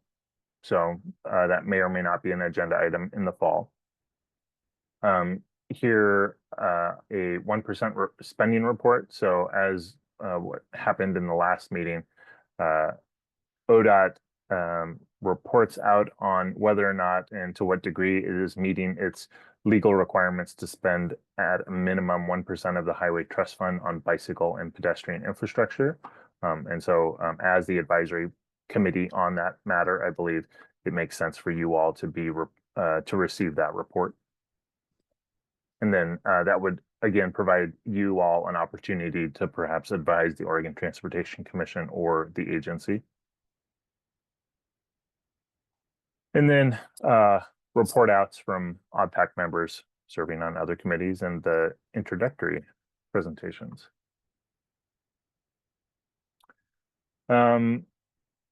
Next up, so for the winter meeting, again, I'm being a little cagey on timing just because there may be some cascading impacts based on when other meetings land. So I recommend that staff provide an update on the implementation on the bike and ped audit update. And so in our last meeting, Leanne gave you a status update on that. The ODOT has officially submitted the response to the audit. We are now firmly in implementation. Last month, we, as staff of 3 different divisions, held a kickoff meeting for that. And so I would like to have annual updates on that so you all as the advisory committee can weigh in on and see our progress on how implementation is going on those 10 different recommendations. And so, for example, in preparation for that meeting, I would send out the audit to you all again. So in the month in advance, you all could read through that again. And then lastly, report outs from OBPAC members serving on other committees. You'll notice here that some of the agenda items, particularly for winter, they get sparser. I expect that this will fill out as time goes on. This is just my initial proposal for 2025. So with that being said, as you know, I've already heard some of these items will be moved, perhaps some items will be removed, some items will almost certainly be added. But this is, as it stands, my staff recommendation with the acknowledgement of those things that I've already verbally noted. So I'd welcome your feedback, your thoughts, criticisms, all of the above.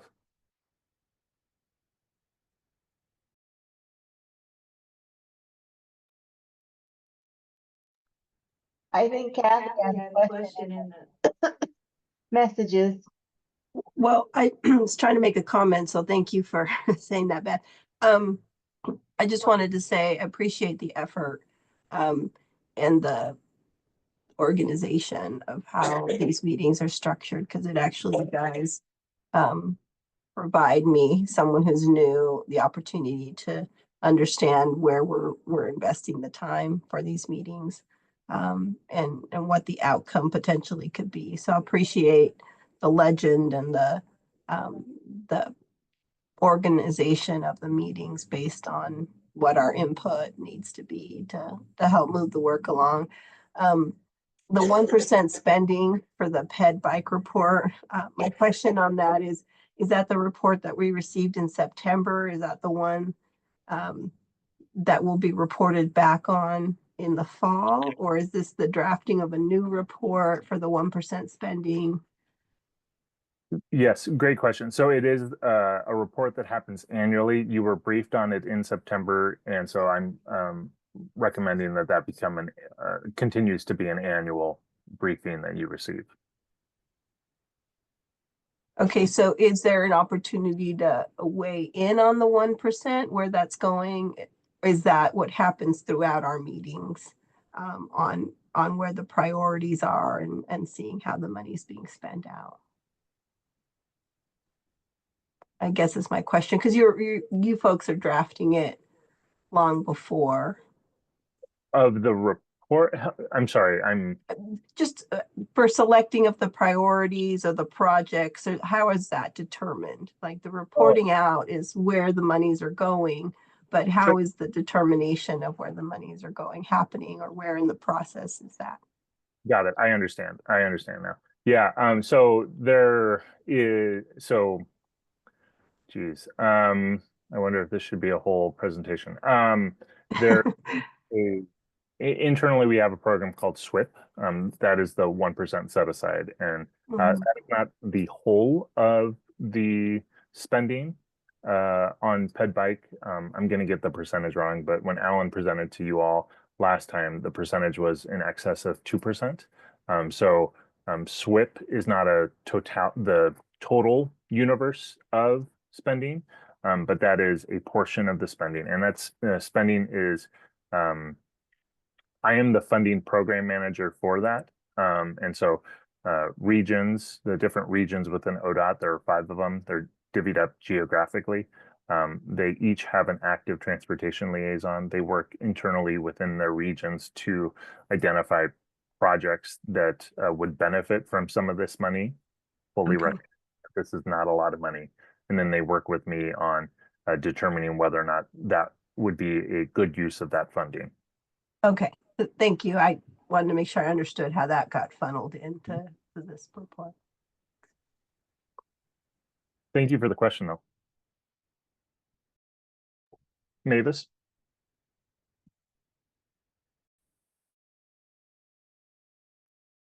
I would encourage making sure that there's space in our time to add things. Like, for example, I'm on the NEAC, and lately we've been talking about the removal of the lower Snake River dams and the effect that that would have on the transportation system. And when you start talking about walking and biking, the change would be huge. Not that that is necessarily going to happen, but it is a conversation that they are having. It is a it's this information that's coming out. And so I just want to make sure that we are leaving space for things like that to come in and talk about them and say, hey, no, this is a great idea. Or, well, if you do, this is what we need to see in terms of the walking and biking, because it would affect us. That's very interesting. I had not considered the transportation impacts of a dam removal. They are immense. It makes sense. It's just not something I would have considered. Yeah, one barge equals an incredible number of trucks being put onto the system. Mm-hmm.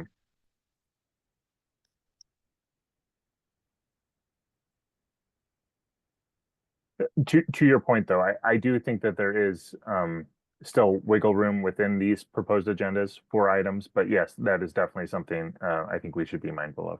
Yeah, and that's one of those things that you are going to be in the best position probably to see some of those things, because we cherry pick a few things here and there, but you are probably going to have a better purview over what is going to be pertinent to us than somebody that is outside the system.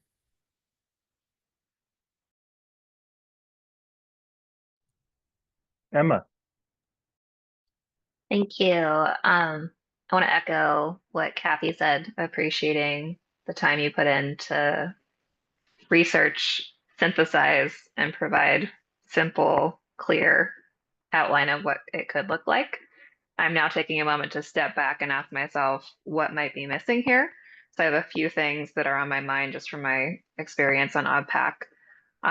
One area that I think we've been effective in the past in influencing policy that creates tangible impacts on our roadways is the update to the highway design manual, and that influenced the blueprint for urban design and that whole project. So wondering where our advising on bicycle and pedestrian infrastructure in the design policy realm might fit in. And I'll just leave that as an open question for us to consider. With meetings, I like the recommendation to go from about 6 meetings to 4 meetings per year, because I think it frees up a bit of capacity for us to serve on other committees, that if there's funding decisions being made in another venue, our time is probably better spent sitting at that table and influencing funding decisions rather than having another meeting among ourselves to be informed about stuff. So I like that reduction in frequency for that benefit. I do wonder about the potential impacts of that on committee recruitment timelines. I know that we've had some challenges staying filled as a committee and needing to set up a subcommittee, do the recruitment, get new members oriented, it may have some benefits of onboarding people in groups of 2 perhaps, but just thinking, are there unforeseen consequences with having fewer meetings that may impact our ability as a committee to stay fully filled with our membership? And then the other thing that came to mind at this point was with our role to advise ODOT and the OTC as one of our core responsibilities. In the past, we've had communication with ODOT, DMV leadership, different leadership staff people from Director Strickler coming about once a year to engage in conversation, as well as OTC. Like, where does that piece fit into our meetings and our desire to have meaningful impact? I'll take those in reverse order, and please let me know if where I missed it. Dave kind of mentioned some of the thinking that ODOT leadership is having around advisory committees.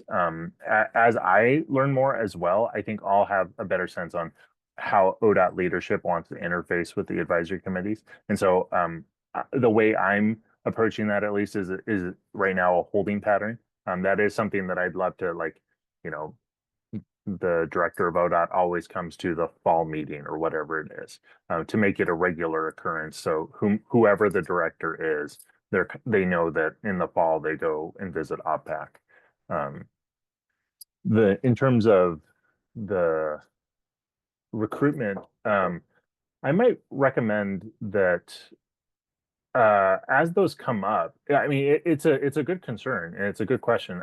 I think the chairs could perhaps convene a smaller group to look at that, to make it more timely. I don't know. That is certainly an issue we'd want to think about.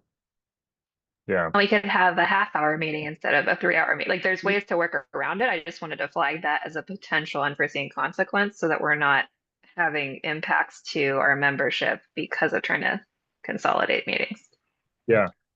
And Ian, we spent some time in the last round trying to figure out how to reduce the number of meetings it took to get that done. And I think we made some progress with citing subcommittee, giving them, basically the ability to send out a go, no go Okay. kind of a thing, rather than having to do a vote in a full meeting. But we can maybe talk about that offline when it Sure. comes up, if we need to. Yeah. Selfishly, I hope that doesn't happen anytime soon. So. And then the design policy update, so like an update to the highway design manual. So the blueprint for urban design has now been incorporated into the highway design manual, which is a significant win. I have heard rumblings that there may be a and please don't quote me on this, but I think the next area perhaps for progress would be around roundabouts. I don't believe Oregon has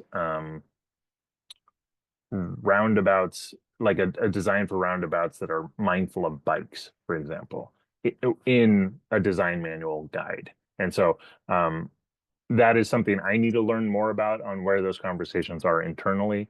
And depending on where those are internally, I would love to bring OBPAC in to inform some of those, the thinking internally.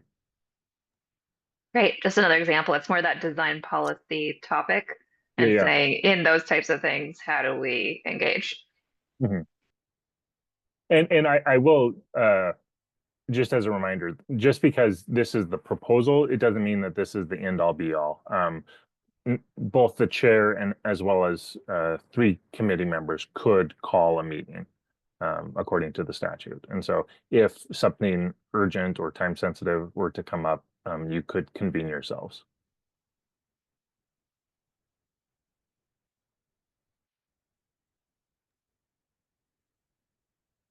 All right. Other questions, feedback? I'll feedback. Mhm. I love it. I think it's wonderful to have all this laid out and to also realize that we can have fewer meetings. Yeah, when I started, I was sensing a ton of burnout, and since then, some people have burned out, if you will. And it was mostly because we were being invited to be on other groups. And we wanted to be invited. We were kind of trying to get on to MAC, I believe it was. And we do have a position on MAC now. I'm not sure about that, right, Emma? Anyway, that's There is a bicycle position, as there's a pedestrian position that has been in the rules for a long time. They now exist. We're choosing not to appoint anyone right now until the committee is, using time and our input more wisely. But they Oh, exist. okay. Okay, They good. continue to Yeah. exist, and we spoke up and said, "Hey, those have been there. Why aren't they real?" Yeah.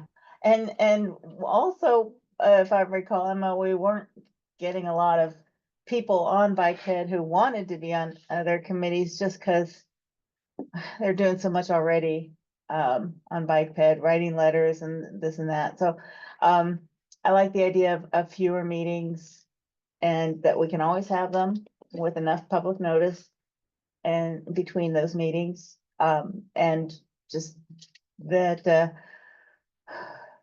I want to also say I appreciate what you're doing, your result as a result of your unscientific surveys, that you found like where our power is. That was important to me. And so now you kind of incorporated it into a calendar, and I really appreciate all that work. That's my only comment.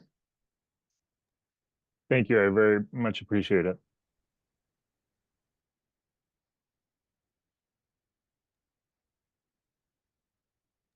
All right, if no one else has any thoughts for Ian, we are at the end of our agenda and 8 minutes over time. So Oh, thanks. this meeting is actually scheduled for less time than we normally have in the past. So I want to thank everyone for attending and being very vocal about how we can move forward. So thanks very much. Thanks to Ian for all the work he put into this. And I'm sure it will morph as we move forward and learn more. So these things are never done. We just keep improving them. So thank you, everyone. And the meeting is adjourned. Thanks, everyone. Thank you. Thank you so much. Thank Take care. you.